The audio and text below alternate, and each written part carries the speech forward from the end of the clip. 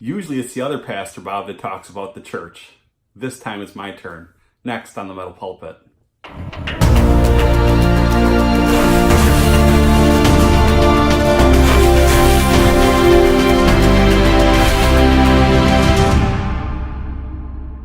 I'm so glad you could join me for another Metal Pulpit, and I meant that in a good way.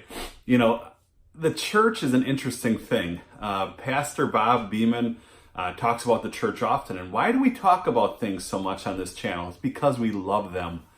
And that goes for a lot of things in life. When someone really talks a lot about it, both good and bad, it means that they love it and they want to see it succeed and grow.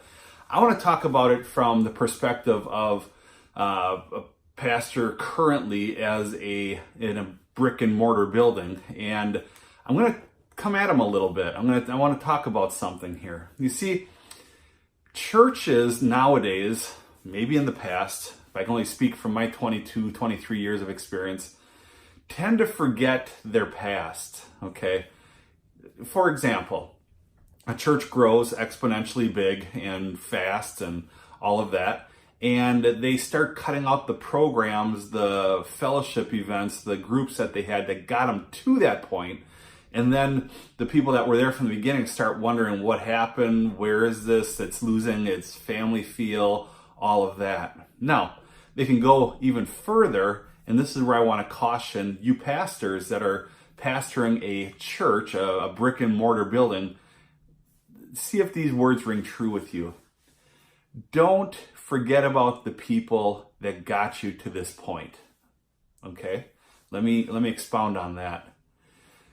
When my mom passed away, okay, she was part of a church that she was raised in. This was a church that my grandma was a founding member at. Now, there's a lot of history there. My mom passed away at 75 years old, and my grandma passed away at 96 years old. So this tells you how long this church has been around. What bothered me so much about this whole situation was that her case, my mom's case, wasn't an isolated incident. When she passed away, there was no mention of it. No mention in the church, no mention on Facebook, no mention anywhere. The church I pastor has only been around for about 15 years, and we had interesting shift of people when I became the pastor versus the founding pastor who was only there for about a year and a half. But nonetheless, we had some elderly people that were a part of the church, and they stayed with the church until their dying day. And there was a few of them. And I have to tell you this, when those people passed away, and this would go for anybody that passed away from our church, we honored them. We made mention of them. We put them on Facebook. We put the announcement of their obituary on Facebook, and I even spoke of them in my message the following week after they passed away. Why is this? Why is this so important? Because they are part of the heritage of that church. When we become so consumed with starting a church or worried about its name, changing it from something traditional, First Assembly of God, Calvary Baptist, all of these things, to courageous, relevant, epic.